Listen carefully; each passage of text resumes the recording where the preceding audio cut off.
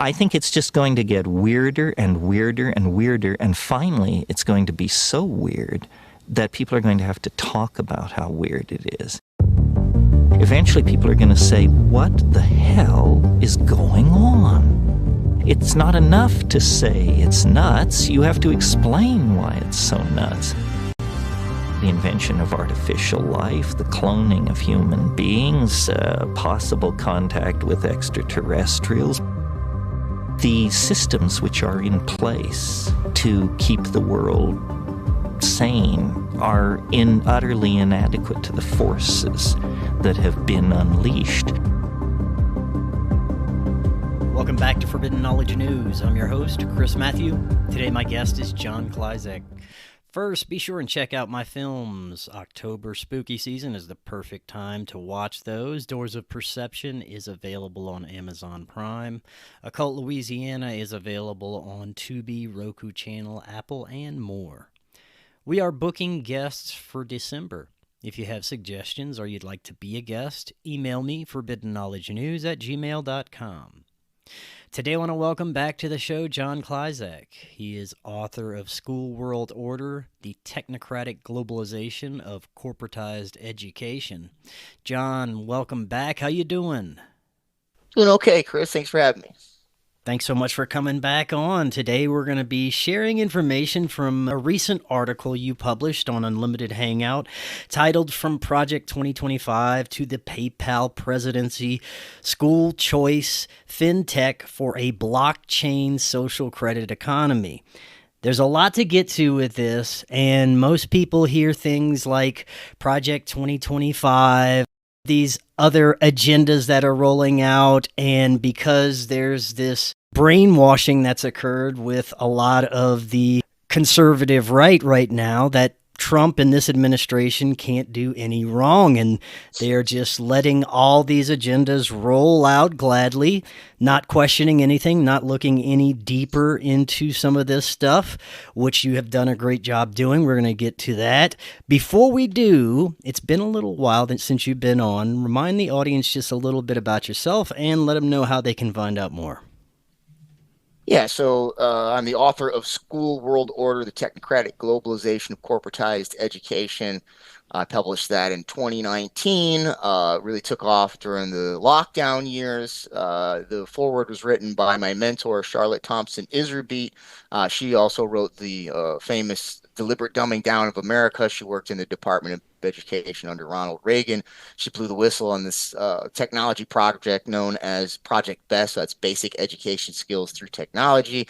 And it was this plot to set up public-private partnerships between the Department of Education and big tech corporations in order to implement computerized programmed instruction that would use operant conditioning algorithms to psychologically condition students for workforce training in a planned economy. And so that's sort of my background. She passed away in 2022, and what you see behind you now, I don't know if you saw this before, Chris. I think last time I still had my old setup, which this was behind me with a curtain, which the curtain was back there, and now that's Charlotte's library. Most of it is. There's on. I'd say about 90+% of it, and then I got a bunch of her files and stuff, and so people can check out if you want to subscribe to my database. I upload her files, about every month, and sometimes I do a bonus. So that's a good overview. And I'm a public educator. I've been teaching at the college level for since about 2010. So it's getting close to 15 years now. Right on. Thank you for the intro. I'm looking forward to getting into this because, like I said earlier, people hear things like Project 2025, one big, beautiful bill, and they get excited because it's Trump doing this, and Trump can't do any wrong, and we just have to blindly allow whatever agenda he's trying to put forward go through because he's going to save us all. But in reality, there is a lot behind what is rolling out right now. And unfortunately, it doesn't seem that education is one of those big issues that people are looking into at all. But let's get into your article. Tell us a little bit about what you focused on. So this article is building on a piece that I wrote I think it was published in February earlier this year. And that was just looking at how the Trump administration was pursuing the school choice provisions that were put forth in Project 2025.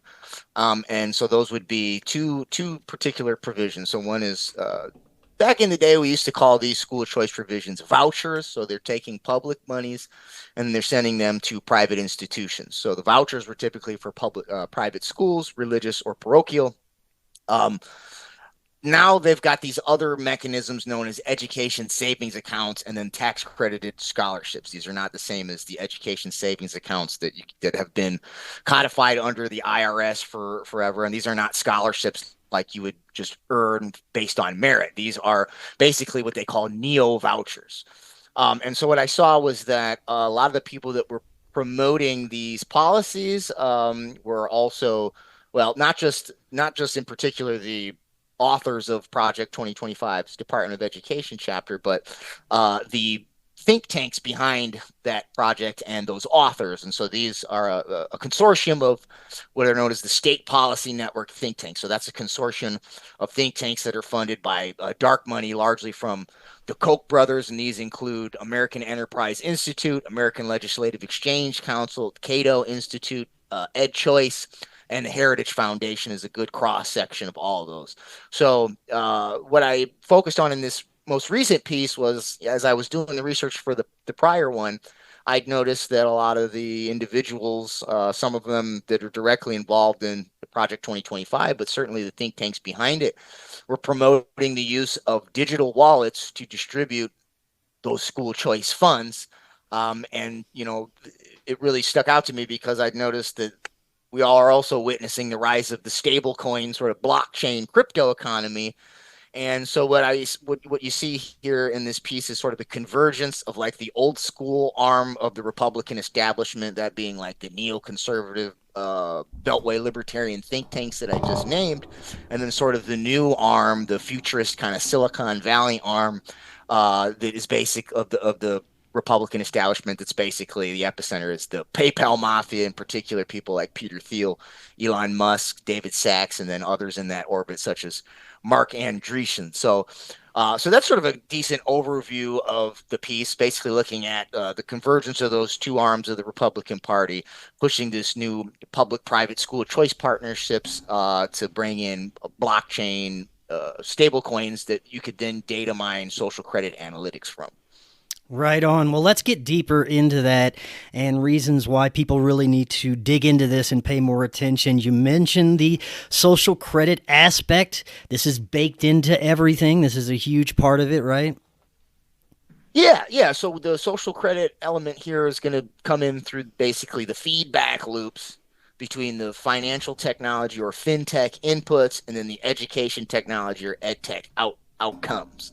So basically, by hooking up artificial intelligence to the digital wallets, you can sort of data mine basically what are the best voucher programs, or what are the best ways to spend these stablecoin tokens in terms of education to get the best outcomes, right? And so basically, based on how well the student performs on the EdTech products or those vouchers, right? The neo vouchers, we'll say, the education savings accounts and the tax credited scholarships. These can be used for more than just tuition for a private school, right? They can also be used for a basket of other educational products and services. So these include various EdTech products that I'm sure we've discussed on our prior episodes, but maybe we'll dive into that later when we talk about sort of how the PayPal mafia is invested in those as well. But from those fintech digital wallets, the student gets the money. They purchase an EdTech product. The data comes out to show what they've learned and what career pathway they should be put on, what curriculums and modules they'll need to achieve the objectives of that career pathway. And then based on how well that student performs, right, the feedback is going to be where the distributors of the voucher, neo voucher monies are going to look at what's the best way to, or what are the best products and services that those second set of school choice funds should be programmed for. So the stable coins are basically they're cryptocurrencies that are backed 1-to-1 with the US dollar. But they have all of the negatives of a CBDC, a central bank digital currency. So that means programmable, trackable, traceable. So those ESAs and scholarships, the neo vouchers, with the stable coins, you could program them so that they can only be used to purchase certain ed tech products and services. And that programming would be based, again, right, on that feedback loop, right? Like, so based on how well the student does, that's going to determine what types of coins they get and what those coins can be used for. And then based on how they perform on those purchases, right? And you continue that, and then you get these predictive analytics that tells the student, this is the career pathway that you have to move through. Talk a little bit more about fintech and its role with all of this. Yeah.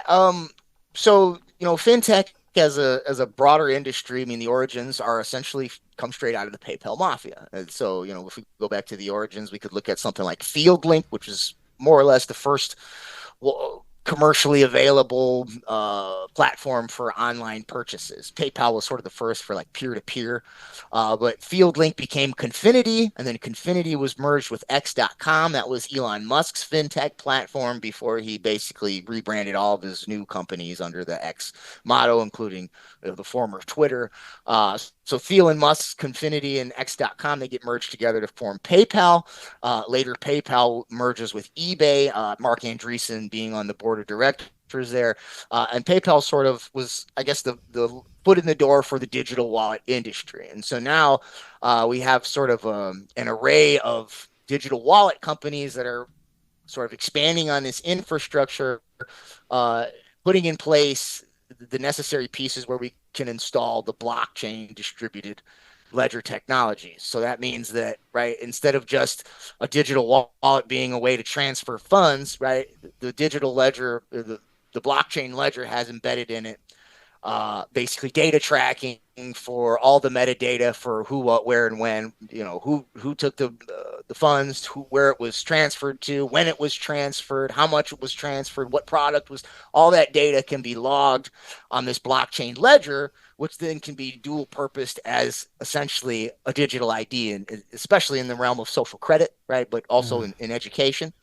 And so this digital wallet industry is basically putting in the next building block that's going to enable the new stable coins to be the main medium of currency, so to speak, to distribute not just education funds, school choice funds, but a company like Class Wallet, which is a digital wallet company. This one started specializing in education funds, but then if you go to the website, they're branching out into emergency relief funds through FEMA, housing vouchers through HUD, like health tokens through HHS. So they're going to be branching out to essentially facilitate or distribute public funds from all government agencies. And if you look at another company, digital wallet company known as Benefit Wallet, that's sort of an inverse case where it began focusing on health savings accounts, distributing basically healthcare monies, and then it branched out into school choice money. So what we see is that, right, if we zoom in on school choice and the digital wallet sort of infrastructure there, it's just one aspect of this broader fintech overhaul throughout the entire economy, especially beginning with and emphasizing the public end of the public-private economy, so to speak. So they're basically paving the way for this technocratic takeover of everything, but what we're talking about is just a small focus on the education system, but it has the capability for larger and broader applications. Talk a little bit about the involvement with companies like Palantir, Peter Thiel, the integration of AI with not only education systems, but law enforcement, things like that. This is all interconnected, right? Yeah. So when I first wrote my book and I started looking at sort of the ways that some of the education technologies, some of them were used for like assistive technologies. So this means for students with disabilities. So they would basically qualify as like healthcare technologies. So that would be under HIPAA instead of FERPA. And so as I'm looking at it, I'm going like, well, what there's going to have to be some legislative overhauls here to right. I mean, because you can't mix those two baskets. But what I saw was where just the ed tech industry, once all those pieces got sort of mainlined, that you would be sort of conflating health and education and criminal justice together. And so it was when I got a peek at the sort of the Journeyman TV documentary that showcased the Chinese social credit system, was when I was like, oh, that's what it's going to look like when it all comes together. And what I'm looking at here in education is just basically one part of that ledger, one part of that ubiquitous, comprehensive biopsychosocial ledger. And so at all of these things that I'm discussing in education that I'm focusing on in my wheelhouse, similar things are happening in healthcare, and similar things are happening in criminal justice, and all those things are going to converge into, again, right? All those different data tracks, all those different parts of the ledger are going to be part of one digital ID, one profile. So you asked, how does sort of the Theoverse fit into this? Well, as far as the fintech, and these characters are all invested in the ed tech as well. But let's focus on the fintech for just a second. If you look at a company like Odyssey and Merit International is a good sort of case study or studies. So Odyssey, digital wallet company, is funded by Andreessen Horowitz. That's Mark Andreessen's venture capital firm. It's also funded by Bling Capital and Tusk Venture Partners. Now, Tusk Venture Partners, along with Andreessen Horowitz, they both share common investments with Peter Thiel's Founders Fund, and Bling Capital is invested in Palantir, which is Peter Thiel's AI analytics company. Then Mark Andreessen's VC, his Andreessen Horowitz, is also finances Merit International, along with Alumni Ventures, and Alumni Ventures also has common investments with Peter Thiel's Founders Fund. So that's just one sort of a cross section, kind of zooming in to see sort of how the venture capital firms of Thiel and his PayPal technocrat buddies are invested in these digital wallet companies. But if we look at, there's several ed tech products, they're invested in these as well. So, right, on the fintech input end and on the ed tech outcome end. So company like Newton and Clever, these are adaptive learning courseware companies. I'm pretty sure we talked about the Skinner box and how that was the analog version of what is today the digital teaching machine, right? The adaptive learning courseware that uses those operant conditioning algorithms that I mentioned. Charlotte blew the whistle on in Project Best. And so Peter Thiel funds Newton and Clever. There's another one called Symbo Lab that has been acquired by Course Hero being funded by David Sacks's. Then you have the biofeedback wearable technologies. So still uses stimulus response and operant conditioning, but instead of cognitive, behavioral, or thinking algorithms like the adaptive learning courseware data mines, the biofeedback wearables are data mining the emotional algorithm. So they're going to infer emotions based on data mining the student's heart rate, brain waves, the galvanic skin response, which is basically electrical conductivity, and then also making inferences about emotion based on facial recognition scans. So a company called Effectiva, which largely they emphasize on the facial recognition, social emotional learning stuff. But they did have a GSR bracelet at one point, galvanic skin response bracelet. I don't know if they still have it. But that company is partners with, co-creates online content with a online learning platform called Udacity being funded by Mark Andreessen.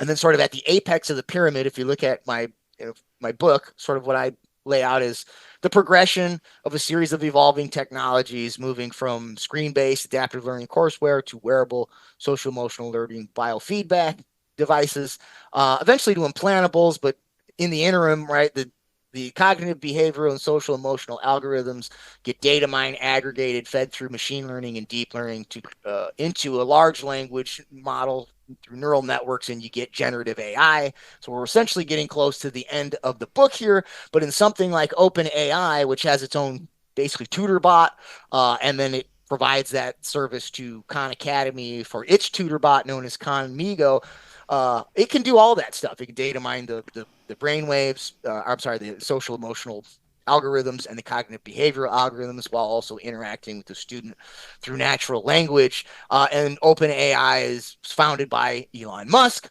and Elon Musk has also funded Khan Academy, which uses OpenAI. So the PayPal mafiosos are invested in both ends of that feedback loop analytics, and then obviously the AI as well with somebody like David Sachs. I mean, so Thiel's Palantir, we noted.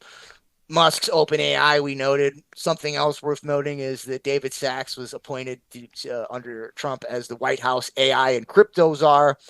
And actually, under his senior policy advisor for AI, Sri Ram Krishnan, he used to work for Mark Andreessen. And so you have in charge of the AI policy at the White House, you have PayPal Mafia folk as well.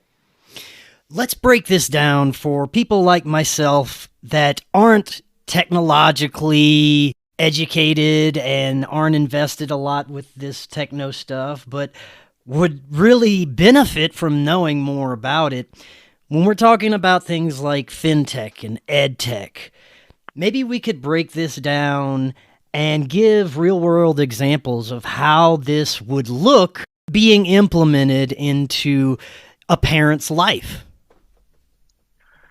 Yeah, I think I'll give you an anecdotal example. This is actually for college students, but this is available for our different institutions. So I'm one of the schools where I teach. I just got a big chunk of my hours replaced by an AI bot known as Anna, and it comes from a company called Upswing, and it also does mental health services, by the way, with the same bot. It's not two bots. You don't get an ed tech bot. And this is what I was talking about when I was like, how are they going to do this? Because technically, like for anybody that's taught, you'll know that like if a student has disabilities, you can't even ask them. Like you put on the syllabus, if you have a disability, go tell the disability services, and then they will provide me with your accommodations because, right, that's a violation of HIPAA if I start asking people about their medical records, right? So I can't do that as a teacher, but the bot can, right? Yeah. And so, but the thing about this thing is, so basically what I think they're going to have is you're going to have a bot that'll follow you around because basically this thing can do everything that, as I mentioned, the adaptive learning, the screen-based stuff and the wearable stuff, they're just more or less just building blocks. Now, if you use the AI bot, you kind of got it following you around. It's supposed to, this one that they have hired is supposed to help the students like with everything from daily planning, organizing, to actual tutoring. It could be any discipline, and the mental health services as well. But basically this thing, it's one of the things that it promotes is that it keeps track of all the outcomes and the progress. Well, that's the feedback loop. That's the adaptive learning stuff, right? And they boast that they can do it not just by, this is part of the selling point for the school. So it's not just individual analytics for each student, but they can do it by group. So like age, maybe freshman, sophomore, etc., race, gender, sexuality, institution-wide, all this. So they can get all these different sets of data, not just for the student to help, to keep track of the student's improvement, but for the institution to keep track of the improvement. And I don't want to digress, but maybe we'll talk about how that relates to impact investing and sort of the securitization of human beings. But I think that where we're going with this is going to be basically. I saw. I talked to my guy that cuts my hair. He mentioned Mark Zuckerberg just recently showcased this new set of Meta goggles, and they can basically, as far as I understand, you can prompt the AI through the AR. You can make FaceTime calls through your goggles, but apparently you can think it. So I don't know how that works, but it sounds like it has an EEG built into it. So basically I would guess this is how it works.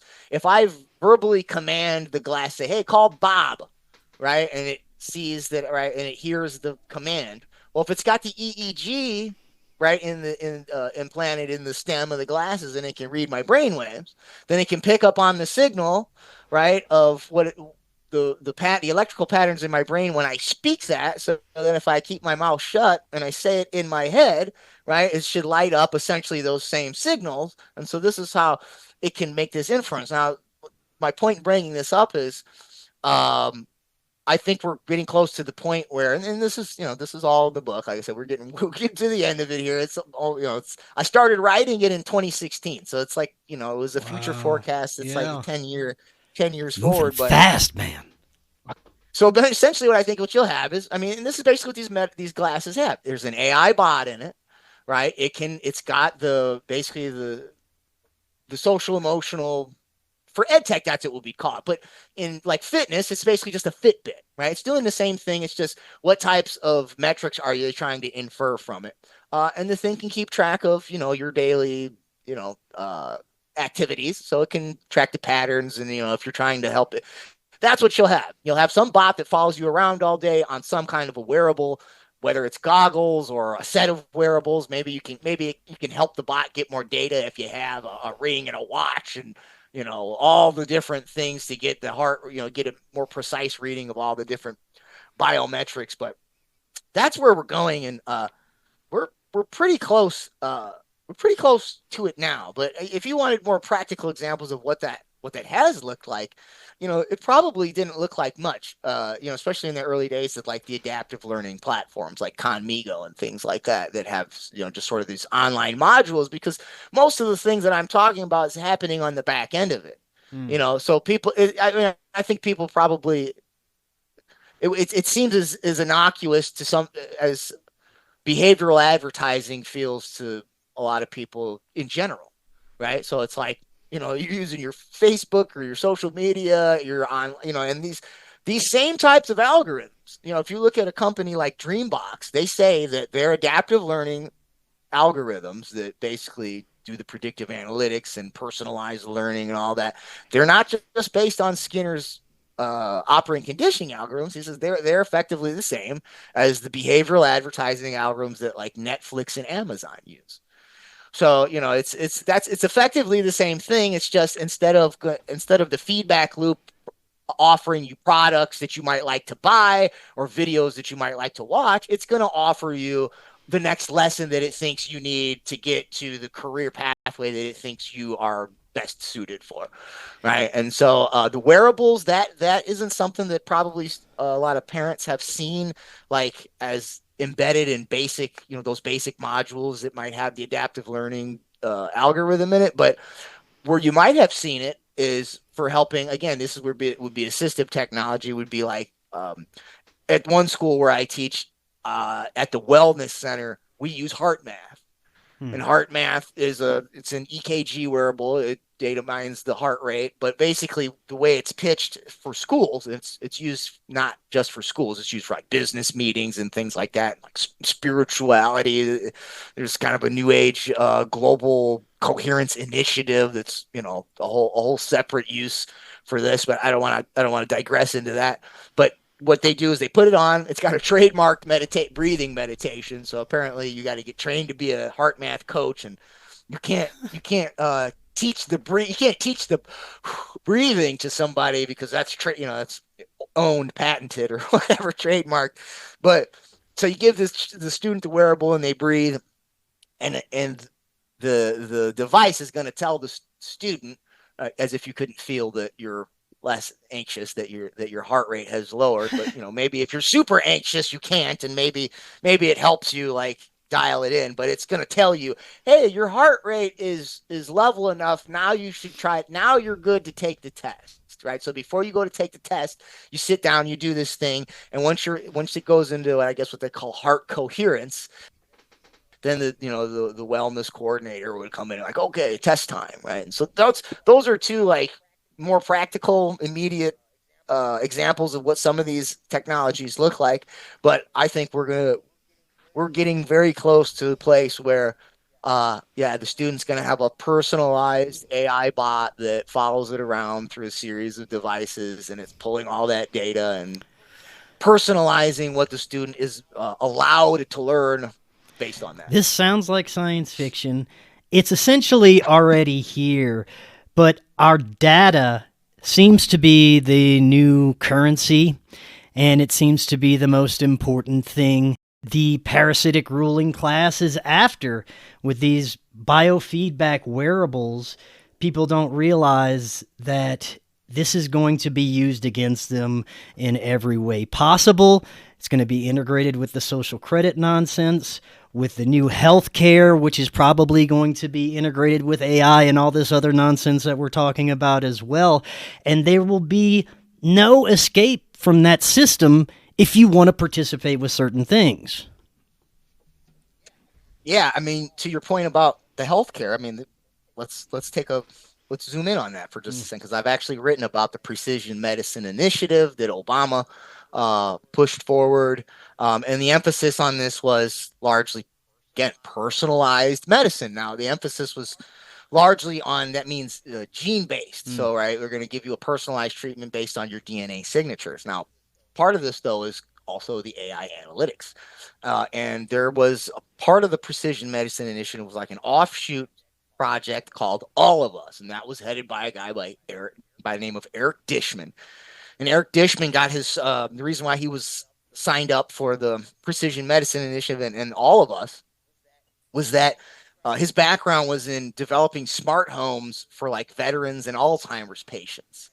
And so, right, people that can't remember to take their medicine and things like that, it had all these sensors and things to remind them. Okay, so he has had a background in sort of creating, an AI environment that could data mine people's behaviors, or at least track them and keep track of it. So what the All of Us wanted to do is this is basically an epigenetic project. Okay, so that means that they wanted to have people use wearables. Remember, Bobby recently said this. He recently said that he wants everybody to use the wearables, and that way they can, right?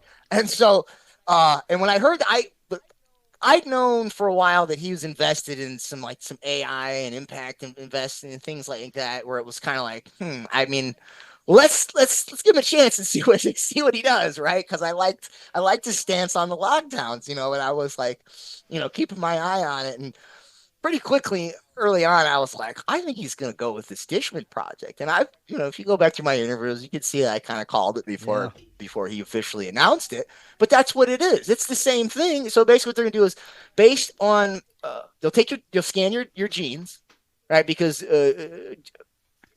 genetic expression is not necessarily causative, right? Right. Like if you have the BCR or whatever the breast cancer gene, right? It doesn't mean you're going to have breast cancer. It means you are more susceptible to it, right? And right, so what they want to figure out is what types of behaviors, environments, lifestyles, consumption habits, etc., trigger the expression of a particular gene.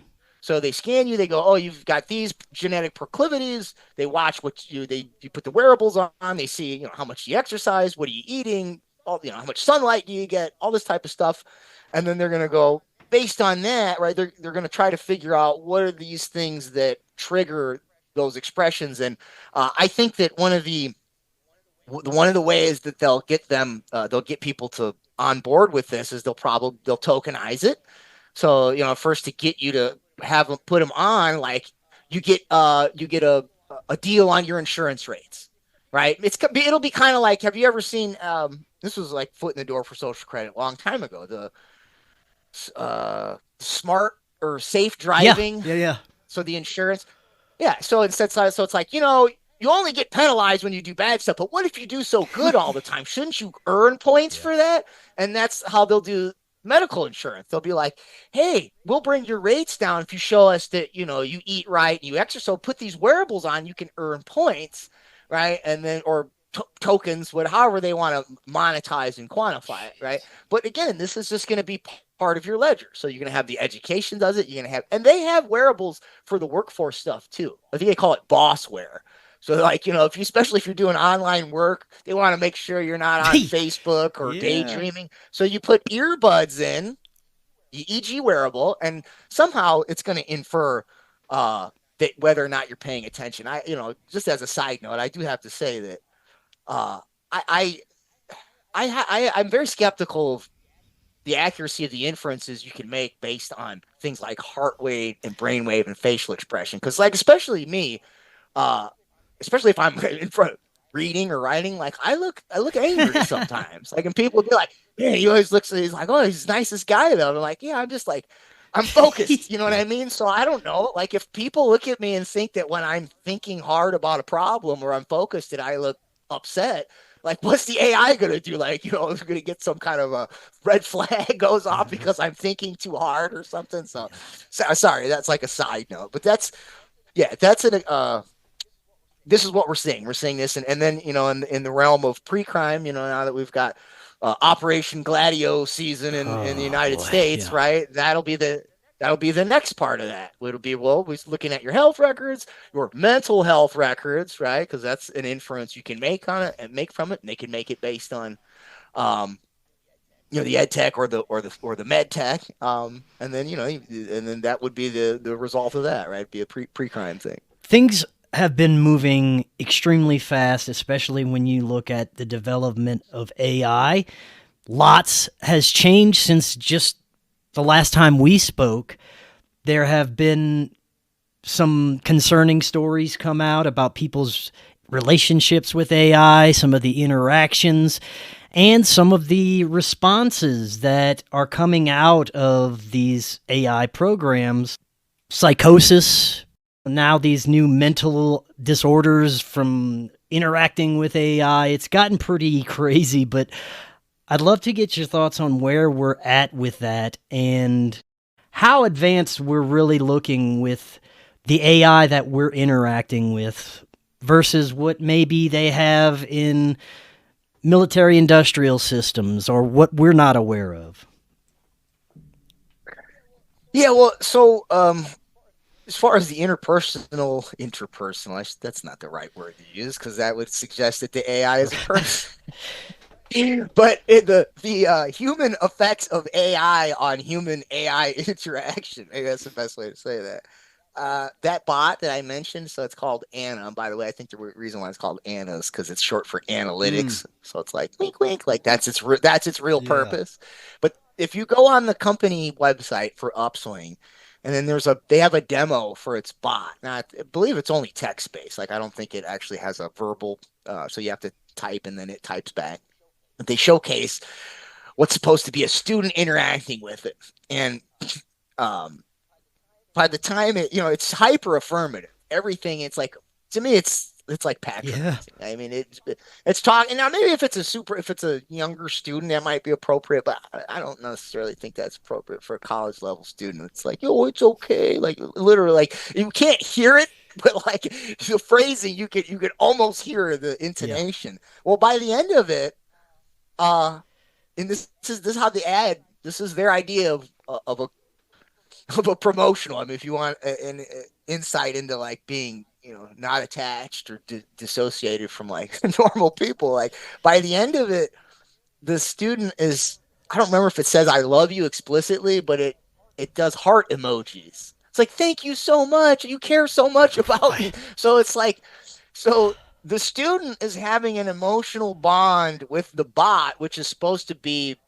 representing the authority figure, so to speak, or the teacher or the tutor. So this is another area where, like, again, right, as a teacher, I can't ask students about their health records. As a teacher, I can't and should not be bonding like that with my students, right? There shouldn't be any emotional attachment like that. Certainly not any, right, heart emojis, right? So like these lines that teachers should never be crossing, well, it's totally okay for the bot to do that. In the meantime, you're saying that this thing is designed to help the student with mental health, but what do you think happens when a human being becomes emotionally attached to a bot? Like, you don't think that causes mental problems, especially in developing populations, right? Whether it's K through 12 or even early college, right? When a lot of people might not be fully socialized, so to speak, right? Socially developed, meaning, right, like their abilities to like interact with people without being uncomfortable or socially awkward, have social anxiety, things like that, right? Like, if you haven't sort of worked through that yet, but you got a bot that always affirms everything you say and always makes you feel good, and feels like you get a lot of what you sort of need. I mean, 'cause human beings, we're social creatures, right? We need to have some kind of human interaction. But if you can get sort of the same biochemical effects of that from a bot, and then you're probably going to spend less time with human beings. So on top of the fact that you're bonding with the bot, you're dissociating from human beings, all under the guise of helping and personalizing. And I just cannot, I don't have the data to prove this yet. I don't have the metrics, but I don't think I need a whole lot of, I don't think I need a whole spreadsheet to accurately infer that this is going to have certainly more negative effects than positive effects. You know what I mean? So there's some that speculate that AI is being utilized in ways that the general population would never be aware of, in somewhat nefarious ways, possibly planning high impact events, things of this nature. What are your thoughts about how capable AI is, especially the AI that we're not allowed to interact with? Well, I don't know how much I can speculate on like the power of. I'm sure I'm sure that whatever we have, just like any point in history, is right, not what they got, right? Because what we got needs to be scalable and profitable and all that, right? So like back in the days when the original computers, you see like pictures of J.W. Forrester, who came up with systems dynamics, sitting in front of like an entire room of like magnetic tape reels and stuff, and like our smartphones can do more than that now. Like, but had that stuff been pocket sized back then, it probably would have been in people's pockets, right? And so, I mean, I imagine that there's systems they have that, right, just scalably, in terms of scalability and profitability, it's not feasible to hand out to the public. But as far as like let's just say like social engineering at a larger scale, if you hook these systems up to social media, you can sort of, in the same way that you can do it with a particular school or an individual, you can look at things like not just broadcast media propaganda was a one-way thing. So the only way you could get a sense of like whether or not your propaganda was working was to do like different polls. And then even that, how accurate is that? Because people are self-reporting and you don't know if what they're saying is basically what they really think. Maybe they're saying something different because they know it's going to go on the forum or they're in front of a camera. But the social media, right? I think this is why Twitter was designed to be the short. I mean, it's different now. But remember, it used to be you only had so many characters. What it's trying to do is elicit immediate responses, right? Sort of stimulus response, reflexive act, right? That gets a better sense of the affective system, meaning the emotions. Like, what do you have strong feelings about? One way or another, whether, obviously rage and fear being some of those stronger motivators. So you can see that on an individual scale, but you can see it in group scale. You can go left wing, right wing, Republican, Democrat. You can go race, gender, class, sexuality. You could go generations, all these different conflicts that, right, are basically the entire ecosystem of social media. And based on that, you can look at numbers and you can go, oh, and then you can go, well, what are the buzzwords or keywords that are associated with the values of these groups and the values of these groups? How can you amplify that with bots and therefore polarize those contentions? Or how can you attach those values to a candidate or a movement or a policy, right? And then they can do this in real time. This is what's known as action research, which is a concept that basically was formed by Kurt Lewin. He was one of these Frankfurt School guys. He was also at the Macy Cybernetics conferences where they laid out the theoretical framework for AI, right, on the feedback loops and all that stuff. So where the action research works, it's basically, same way any feedback work, but feedback loop works, except in a systems dynamics, right? And so you do something, action, right? So maybe you put out, you have some big account put out a tweet, and then you see how people react. And then if they react the way you want them to, then you reinforce that. Right. And so it's there's two steps after. It's action, something, and then back to action again. And so, with social media, I think you can do that very much in real time. And if you look at something like, the Rand Corporation developed something called scenario planning. It was Herman Kahn. I can't remember the exact decade, somewhere between the 50s and 60s, I want to say. But it's basically what it does is it takes your systems dynamics, just looking at it started with supply chain dynamics, right? And so it's looking at everything from like extraction of the raw materials to manufacturing to putting it into the stores, distributing into all the way to the consumer, right? And looking at how all those pieces work in a system, right? They've done this with like limits to growth. They did this with environmental dynamics and in context of population dynamics. But we could do this in terms of socio-political dynamics. So the fact that, right, they have systems for doing this. One of the most famous examples is, one of the most well-known examples would be, you and your audience probably remember the the lockstep document was sort of what it was colloquially known. But the title it's something like Scenarios for the Future of Technology and something.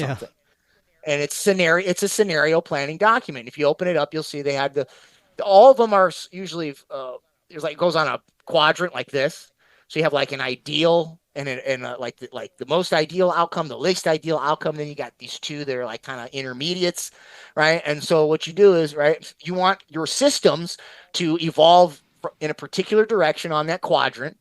And then what you do is through the social media and the AI analytics and the action research, right, you put out stimuli and you see what the response is, and you see, are we getting closer to our ideal scenario or are we moving towards one of these other scenarios? Now, back to Rockefeller, the scenario planning document, that was done in 2010. In 2020, we basically ran the script of one of those quadrants. So we have empirical evidence that, yes, they use scenario planning to manage systems dynamics, and they can plan things ahead in as much as 10 years. Okay, so if you know that they laid out the feedback loop schematics at Macy's Cybernetics conferences in the early 40s, and you know that the rise of venture capital comes shortly thereafter, and you realize what's venture capital? Well, that's a lot of it coming out of basically, like NQTEL, CIA, but it's monies that get thrown at startups that basically, again, these are companies that for the most part are not readily scalable or readily distributable to the broader public, right? So you got to prop them up with monies that you may or may not get a return on, which is why a lot of that money basically comes from CIA. But the idea is they've had 70 years knowing Moore's law, knowing that, right, what is the exponential rate at which the transistors become more efficient. So like at what point, from basically the get-go, they knew how many decades it would take before they could get, the theory was already laid out. It was just a matter of when is the hardware going to get to the point where we can not only process all the data, but track and trace it as well. So you've got all those things. They've got a clear timeline. They've got methods for planning across those timelines. They've got methods for managing large systems across those timelines. And then they've got AI systems to track their progress towards the outcomes. And so I think that when you see something like, 9/11 and the timing of it, I mean, that created the sort of flashpoint where we had crises that sort of hurried people along and gave them reasons to adopt some of these dystopic technologies that if they weren't scared, again, right, being motivated by rage and fear, they wouldn't have adopted them. And so, in the meantime, other than sort of laying out the scenario planning and the action research is largely just keeping people at each other's throats and otherwise distracted through culture wars. In my perspective, there are two essential realities that a person can focus on. One is online, what they're seeing in social media and on the TV, and one is the real world, interacting with real people. That's the one I'm interested. The one online is fueled by theatrics, propaganda, psychological operations, and a whole realm of fantasies. But I really enjoy getting perspectives of what's happening in real people's lives, what people are noticing about the collective reaction to things, interactions on a real world basis, physically talking with someone one-on-one, engaging where people are at with everything that's unfolding. You're a teacher, you interact with young people. If you listen to what the media is telling us, they'll have you believe that everyone is just becoming insane and flipping out. They have so many different perspectives of where we're at with the mental health of the collective. And I look around and I still see a somewhat normal world when I go out and talk and interact with people. But I'd love to get your perspective on where we're at in reality versus what they're trying to feed us. Yeah, I'll say that after lockdowns, I finally started going back into human space to do tutoring largely because of the bot. So it was like, the main thing I guess we have to offer, because we still do virtual human to human virtual. But I guess, the administration that contracted with Upswing, I guess at least what we have now is what the bot cannot do is be a physical human being in physical space. So, but for the last 5 years, largely because of lockdowns and the mandatory health treatment, I stayed online even after they said it was okay to come back, because I didn't know, what they were going to do. I didn't know if they were going to roll everything back, and then I was going to have to play musical chairs between my house and the school, and not know, it was just, I'd rather just stick to one medium, and that way, whatever they do, I don't have to make adjustments. But being back, no, I don't sense any, it's been 5 years. I don't know that you would notice a huge difference, although, that technically is getting close to almost a new generation, almost. I don't sense anything different as far as the average student, you know what I mean? And it's like, like the other sense you get is like all these kids are, woke and, this, that's not the case.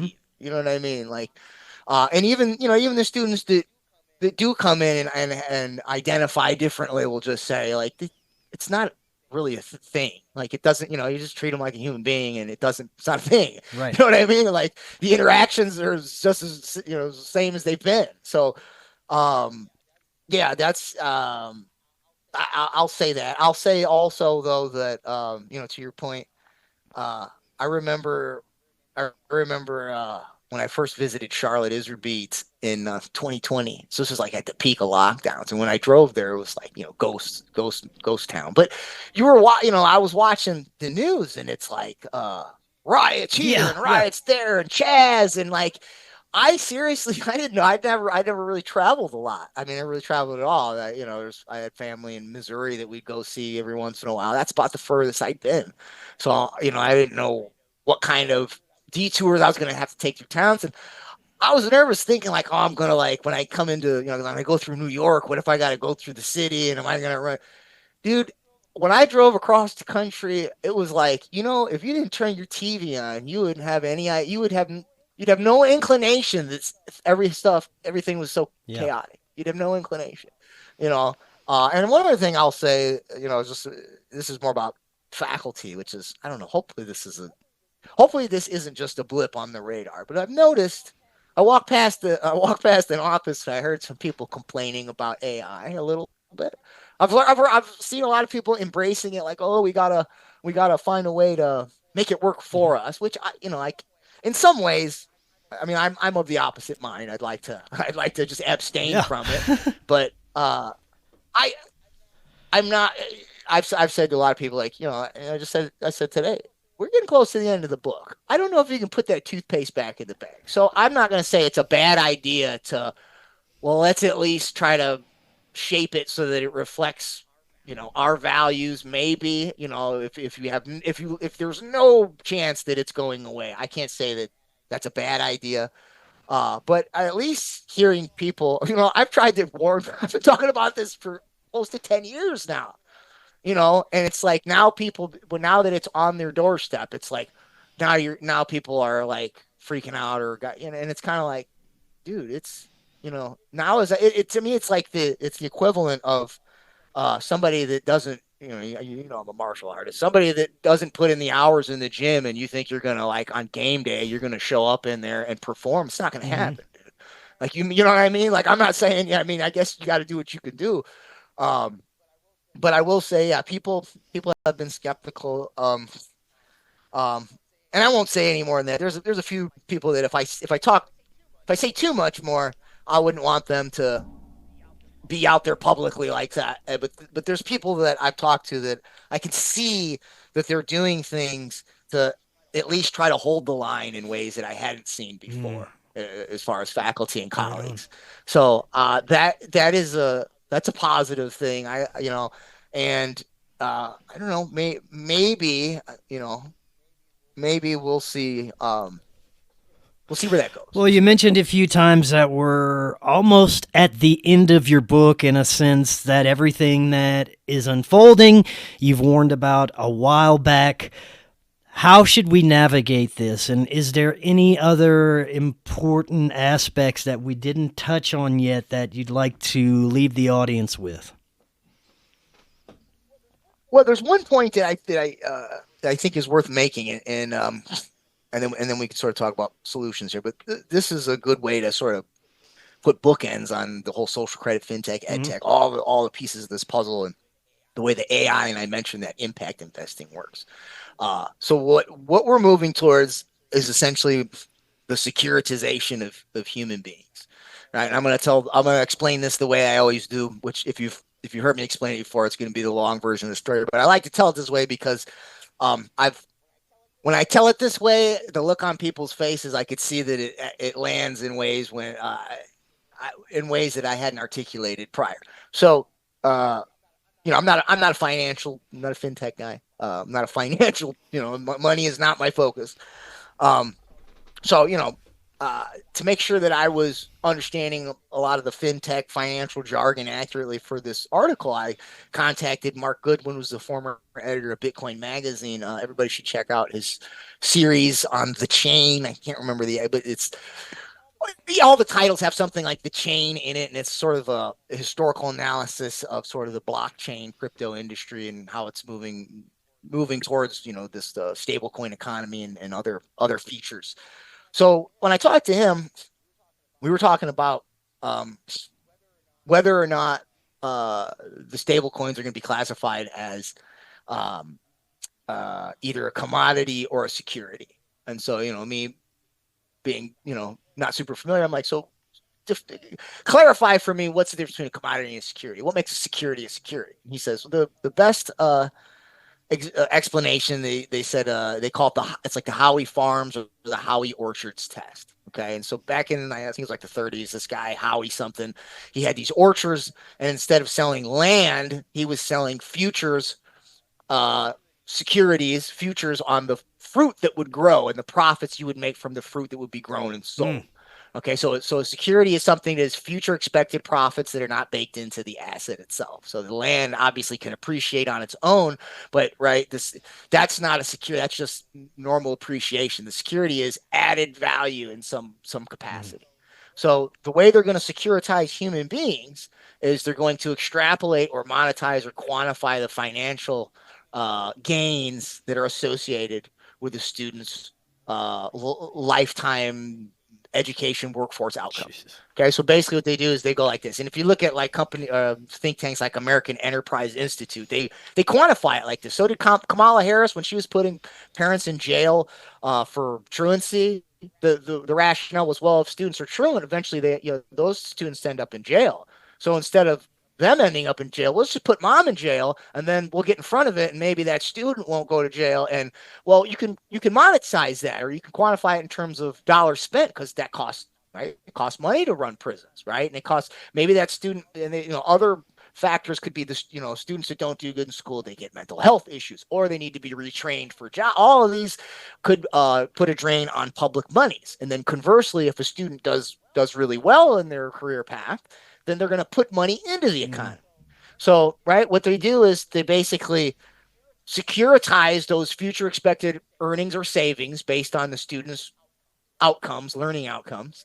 Okay, securitize that, put it in a bond, attach the bond to the student, and then you have these impact investment firms basically sponsor, in other words, gamble on the student outcomes, and then get a return on that profit. So for the impact investment firms, impact investing is basically you put money up front to help achieve certain social outcomes. It could fall on the ESG scale, environmental, social governance, could be workforce, healthcare, education outcomes, could be for particular populations, marginalized communities. And in education, they're called pay for success. So you put money up front, right, for this to achieve these educational outcomes. If those outcomes are achieved to the extent to which they are, the firm can earn money back from the government. And if they exceed the outcomes, they can even earn a profit. Okay. And for that company that I mentioned, Upswing, so I looked it up. It's funded by multiple, not just venture capital firms, but impact investment firms. One of them being social finance, which I wrote about in my first piece, Trump Ed 2025. And I also wrote about in, I think we talked about it on your show last time, UNESCO Study 11. I think I showcased some of the images of that. And so social finance, I did a video late. I don't know if it was later, but I eventually did a video on that, kind of breaking it down. And I showed that social finance partners with FutureLearn. FutureLearn is part of the UK's Open University. It's an online university, open online school. Back in the day, it was like audio visual. So they didn't have internet, so they'd send you books and tapes and DVDs and stuff. But so social finance, it's a social impact investment company. So right, for Anna at the school, this is my guess. The reason why they want it, it's not just that it's cheaper than to pay hourly teachers, right? It's that it will enable them to gather the data to get the impact investments, right? So that's why it's called Anna Analytics. It's gonna it boasts. It shows you all the different metrics, right? And it tells you it's not just for the individual, but it's for the institution. So the institution saves money. Then they get this data. You need the AI to get that data, right? You're not going to do it with spreadsheets, just a human beings crunching numbers. So to scale all that data on an individual level, on a group level, from the fintech inputs to all of that, you need AI to make all those calculations at real time. So you need the AI to get the data. You need the data to get the impact investment grant. The impact investment firm needs the data to get the money back from the government. So what you're seeing is that all these pieces of this puzzle are part of a new supply chain ecosystem. And so that's essentially what we're looking at in terms of the end game with the fintech. So I was just going to say, how do we navigate this? What solutions could we offer? Yeah, I mean, my thing is this. Like I say, we're way down the pipe here, but I think that this is a simple way to put it. I think if you approach the AI and the fintech and the blockchain and all this stuff, now it doesn't just have to be in education, just be in your everyday life. If you approach that stuff, you treat it like, especially for your audience and people that are they're in that listen to alternative media, that have alternative understandings of the propaganda that we live in, right? You probably didn't get your mandatory treatment, and if you didn't do that, then you might have, right? That was a challenging thing to do. Obviously, it wasn't the easier thing to do in a lot of ways, especially if you got fired, especially if you lost friends and family, especially all these things, right? But you did it because it was the right thing and it was the better thing, right? So if you treat the voucher monies, the ESAs, the scholarship monies, if you treat the blockchain, the digital wallet, if you treat the AI like that needle, just think about it like that needle, whatever you're going to get, however, it might make your life a little less, there'd be a little less friction in your daily life, but you didn't do it for that. So it's going to have the same repercussions. And by the way, I mean, there was obviously the biological consequences of what happens if you get that. But part of what a lot of people were also worried about was that health passport, that thing was going to be the first part of this ledger that we're talking about, and that they're going to add to it all this other stuff. And then that was going to lead to your biopsychosocial digital ID, social credit technocracy. Yeah. So that's why it's going to come with similar dangers, and it's going to end. It will take us to the same destination. So you can work out the particulars of how to hold that line on your own. I don't think I need to, I don't even think I need to itemize all that, but I think if you orient yourself in that way, I think you will find the spiritual fortitude to do the thing you need to do. Right on. John, this was fantastic information. Thank you so much again. Before I let you go, remind the audience how they can find out more about you. That's schoolworldorder.info is my website. That's got links to all the social media. I'm Taoist Professor on X. Book is you can find at tryingday.com. There's a link to that on the homepage of my website. Otherwise, most recent stuff goes up on Unlimited Hangout. Excellent. I'll have those links easily accessible for everyone. John, we'll definitely have to do this again sooner than last time. And until next time, everyone, have an excellent evening. We will talk again tomorrow. We'll see y'all then.